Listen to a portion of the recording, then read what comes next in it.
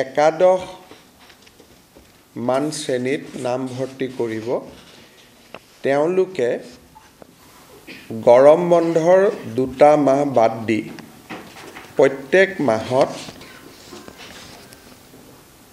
তেওঁলোকৰ উচ্চতৰ মাধ্যমিক শিক্ষা শেষ নোহোৱা পৰ্যন্ত প্ৰত্যেক মাহত 1000কৈ টকা চৰকাৰৰ পৰা লাভ কৰিব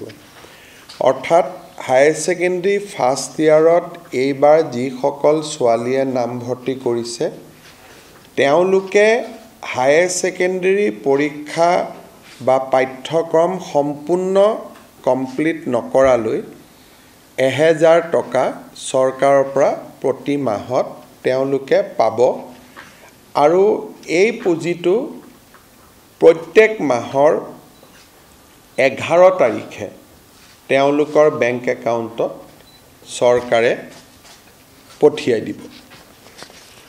যিসকলে 3 বছৰীয়া এতিয়া 4 বছৰীয়াও হৈছে যিসকলে 3 বছৰীয়া বা 4 বছৰীয়া ডিগ্ৰী পাঠ্যক্ৰম আগতে গ্ৰেজুৱেশ্যনটো 3 ইয়াৰ গ্ৰেজুৱেশ্যন আছিল আজিকালি গ্ৰেজুৱেশ্যনটো 4 ইয়াৰো বিভিন্ন ইউনিভাৰ্চিটিয়ে কৰিছে যিসকলে 4 বছৰ বা 3 বছৰ গ্ৰেজুৱেশ্যন পাঠ্যক্ৰমত পঢ়িব হায়াৰ সেকেন্ডাৰী পাছ কৰি প্ৰত্যেক গৰাকী ছোৱালীয়ে প্ৰথম বৰ্ষত নাম গ্ৰহণ কৰাৰ লগে লগে প্ৰত্যেক মাহত 12,1250 টকা চৰকাৰৰ পৰা লাভ কৰিব আৰু যিসকলে ডিগ্ৰী পাছ কৰি এইবাৰ পোষ্ট গ্ৰেজুৱেটত নাম লগাব পোষ্ট গ্ৰেজুৱেট বুলি কওঁতে আমি বিএডক ইয়াত ধৰি লৈছোঁ পোষ্ট গ্ৰেজুৱেট কাম বিএডত নামভৰ্তি কৰিব তেওঁলোকে প্ৰত্যেক মাহত চৰকাৰৰ পৰা 2500 টকা কৰি লাভ কৰিব 2500 টকা অৰ্থাৎ হায়াৰ সেকেন্ডাৰী পঢ়িলে 1000 টকা প্ৰত্যেক মাহত ডিগ্ৰী পঢ়িলে 1250 টকা প্ৰত্যেক মাহত আৰু গ্ৰেজুৱেশ্যন পঢ়িলে গ্ৰেজুৱেশ্যন পাছ কৰি স্নাতকোত্তৰ পোষ্ট গ্ৰেজুৱেশ্যন পঢ়িলে মাহত 2500 টকা লাভ কৰিব ইয়াত কেইটামান শৰ্ত আছে প্ৰথম শৰ্তটো হ'ল যে যিখিনি ছোৱালীক আমি হায়াৰ সেকেন্ডাৰী পৰীক্ষাত ভাল ৰিজাল্ট কৰাৰ কাৰণে আমি স্কুটি দিওঁ তেওঁলোকক আমি নিযুত মইনা আঁচনিত অন্তৰ্ভুক্ত কৰা নাই কাৰণ স্কুটি এখনৰ দাম প্ৰায় 70,000 টকা হয়গৈ আৰু নিযুত মইনা আঁচনিত তেওঁলোকে আমাৰ বাকি ছোৱালীখিনিয়ে যদি 12,000 আমি 12 যদি 12,500 কৰি 3 বছৰতো দিওঁ 36,000 হয় কিন্তু ছোৱালীয়ে যদি কয় যে নহয় মোক স্কুটি নালাগে মই নিযুত মইনাহে ল'ম তেতিয়ালে নিযুত মইনাও তেওঁ ল'ব পাৰিব অৰ্থাৎ ছোৱালীজনীৰ ওপৰত ডিপেন্ড কৰিব যে মই স্কুটিখন ল'ম নে মই নিযুত মইনা আঁচনিটো ল'ম দুটা আঁচনি আমি একেলগে নিদিওঁ তাৰ পিছত আনটো বিষয় হ'ল যে এই আঁচনিখনৰ পৰা মন্ত্ৰী আৰু বিধায়কৰ ছোৱালীসকল এই আঁচনিৰ হিতাধিকাৰী হ'ব নোৱাৰিব অৰ্থাৎ 126 জন যি বিধানসভাত বিধায়ক আছে তেওঁলোকৰ ল'ৰাটো নহয় ছোৱালী যদি বা সাংসদ যদি তেওঁলোকৰ ছোৱালী যদি আমাৰ কলেজ ইউনিভাৰ্চিটিত পঢ়িছে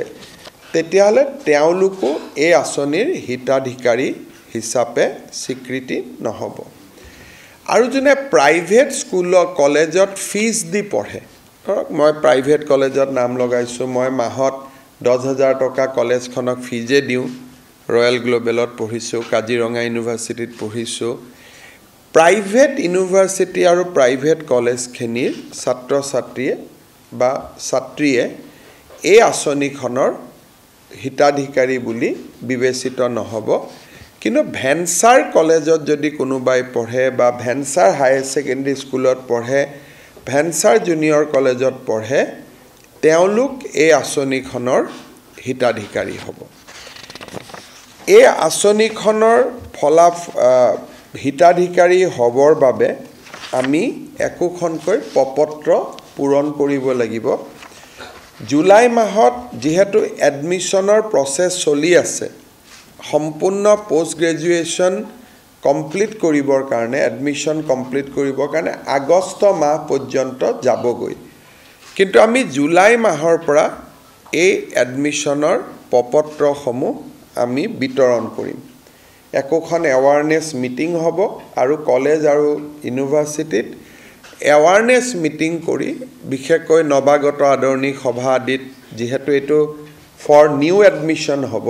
গতিকে তেওঁলোকক যাতে আমি এৱাৰনেছ ক্ৰিয়েট কৰিব পাৰো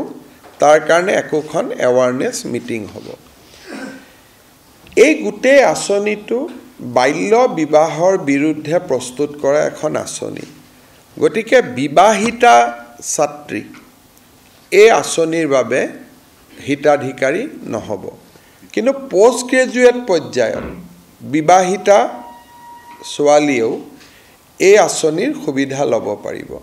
কিন্তু হায়াৰ সেকেন্ডাৰী আৰু ডিগ্ৰী পৰ্যায়ত যেহেতু আমাৰ গোটেই কথাটোৱে হ'ল যে ছোৱালীক যাতে দেউতাক মাকে সোনকালে বিয়া পাতি নিদিয়ে গতিকে যিসকলে বিয়া কৰাব তেওঁলোকে বা বিবাহিতা ছাত্ৰী হ'ব তেওঁলোকে এই আঁচনিখনৰ সুযোগ নাপাব আৰু যদি আপ টু ডিগ্ৰী পঢ়ি থাকোতে মাজতেও বিয়া হৈ যায় তেতিয়ালে ৰিনিউৱেলত তেওঁলোকে এই আঁচনিৰ সুবিধাৰ পৰা বঞ্চিত হ'ব যেতিয়া প্ৰত্যেক বছৰে এবাৰ ৰিনিউৱেল হ'ব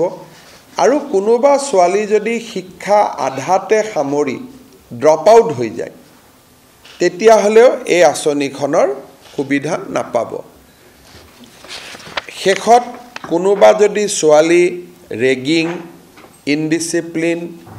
ইৰেগুলাৰ এটেন্ডেন্ট এনেকুৱা যদি কলেজৰ অধ্যক্ষই ভাবে যে এই ছোৱালীজনী কলেজত নিয়মীয়াকৈ নাহে ড্ৰপ আউট হয়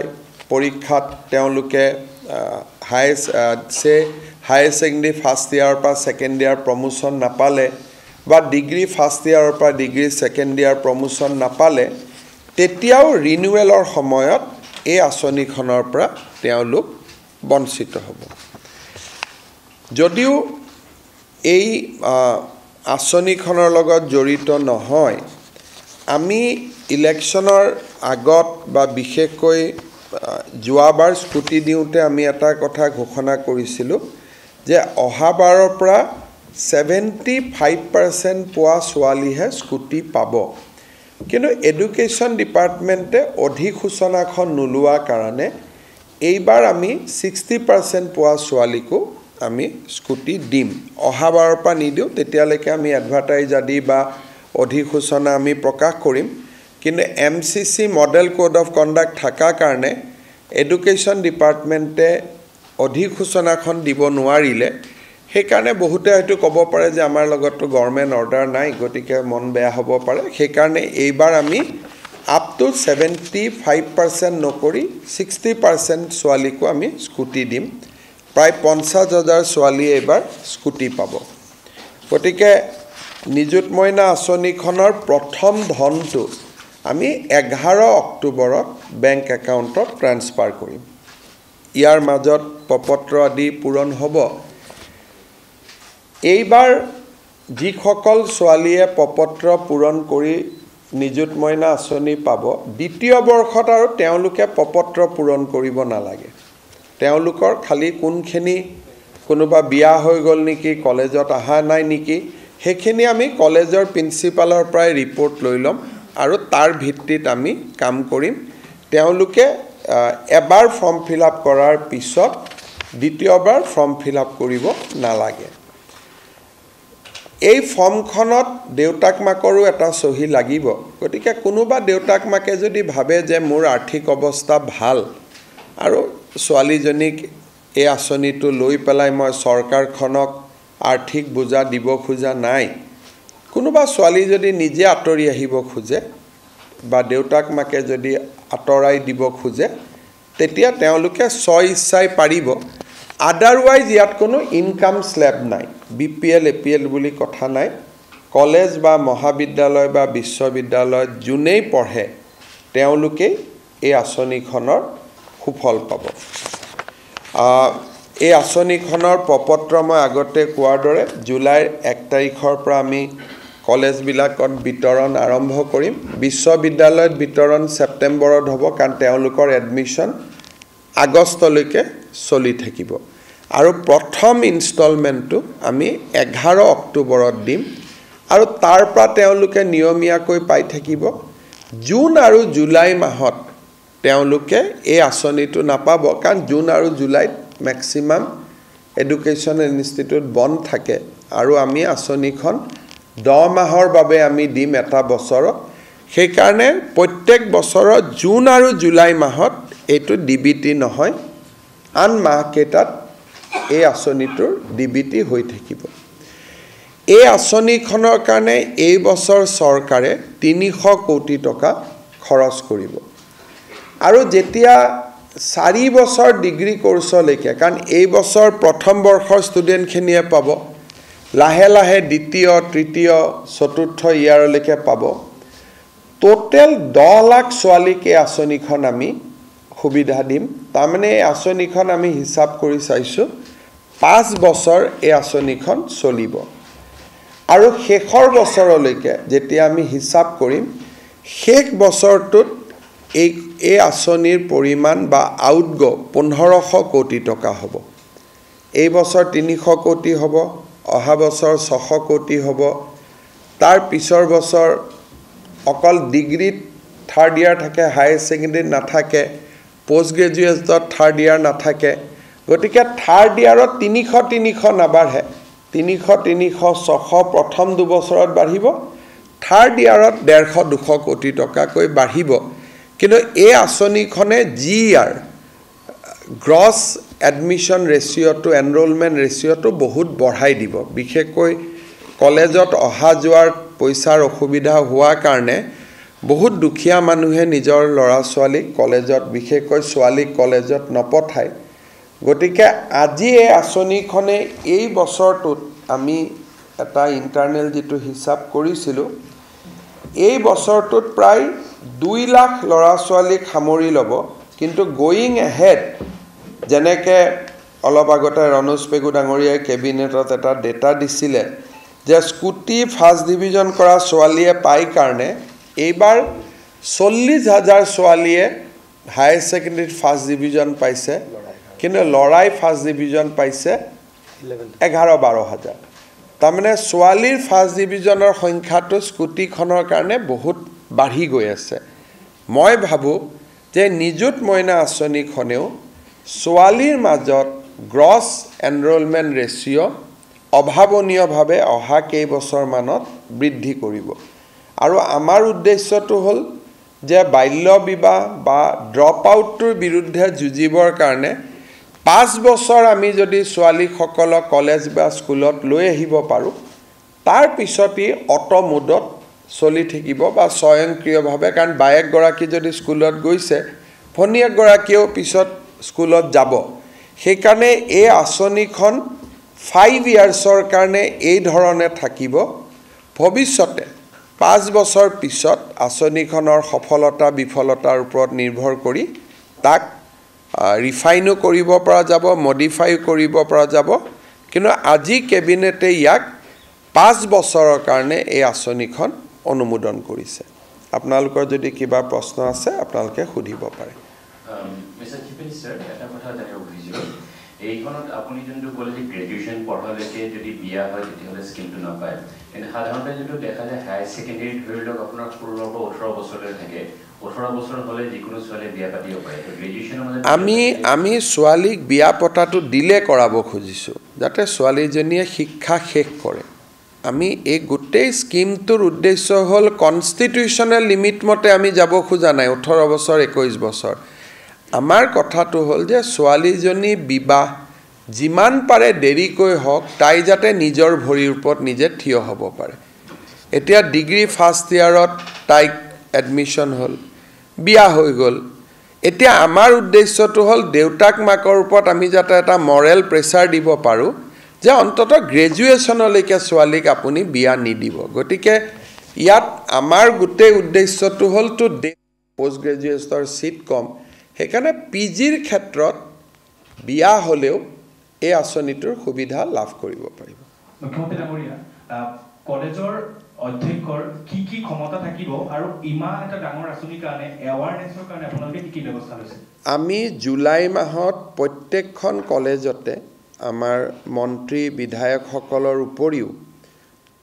কলেজৰ দ্বাৰা আমি একোখন এৱাৰনেছ প্ৰগ্ৰেম কৰিম জুলাই মাহত আৰু জুলাইত ফৰ্মবিলাকো যাব ফৰ্ম ডিষ্ট্ৰিবিউশ্যন হ'ব এৱাৰনেছো হ'ব কলেজৰ প্ৰিন্সিপালৰ ইমানে পাৱাৰ যে ফৰ্মখনত তেওঁ এটা চহী কৰিব লাগিব যে মোৰ কলেজত এই ছাত্ৰীগৰাকী পঢ়া হয় এবছৰৰ পিছত যেতিয়া ৰিনিউৱেল আহিব তেতিয়া তেওঁ আমাক ক'ব লাগিব যে এই কেইগৰাকী ছোৱালী স্কুলত বা কলেজত আহি আছে বাকী 10 গৰাকী এতিয়া আৰু অহা নাই তেওঁলোক ড্ৰপ আউট হৈ গ'ল সেই কথাখিনি কলেজৰ প্ৰিন্সিপাল গৰাকীয়ে প্ৰত্যেক বছৰত আমাক জনাব লাগিব কিন্তু কাটা বা নিদিয়াৰ তেওঁলোকৰ পাৱাৰ নাই যে মই তোক দিম মই তোক নিদিম আৰু কোনোবা যদি কলেজত ফৰ্ম নাযায়ো বা কোনোবা ছোৱালী যদি ফৰ্ম নাপায়ো নিযুত মইনা বুলি আমি এটা পৰ্টেল কৰিম পৰ্টেলত ফৰ্মখন থাকিবই গতিকে কোনোবাই যদি কলেজত ফৰ্মখন যোৱা নাই পৰ্টেলৰ পৰা ফৰ্মখন ডাউনলোড কৰি তেওঁলোকে ফৰ্মখন স্বয়ংক্ৰিয়ভাৱেও ফিল আপ কৰিব পাৰিব তাৰ ব্যৱস্থাটাও আমি ৰাখিম যাতে কলেজৰ প্ৰিন্সিপালৰ ওপৰতে এই আঁচনিটো ডিপেণ্ডেণ্ট নহয়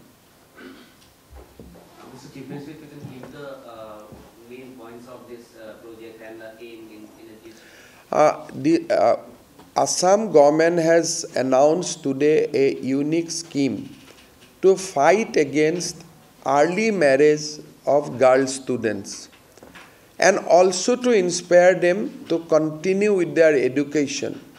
up to the postgraduate level. Under this scheme, a student, girl student, who join in higher secondary first and second year, that means 11 and 12, they will get a monthly stipend of rupees 1,000 from the government. The girl student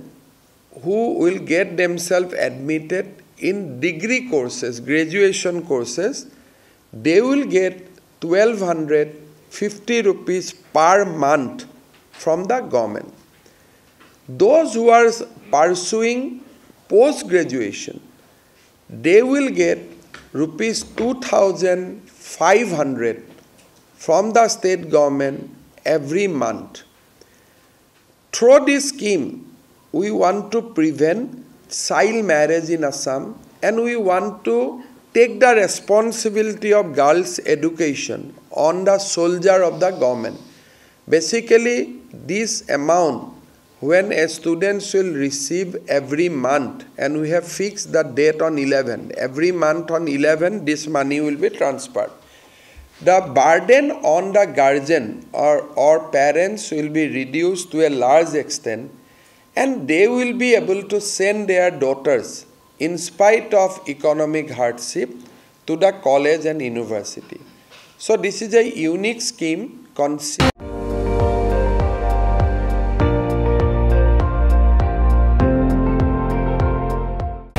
আপুনি চাই আছে ND24 সৰ্বশ্ৰেষ্ঠ নহয় সৰ্বোত্তমৰ দৌৰত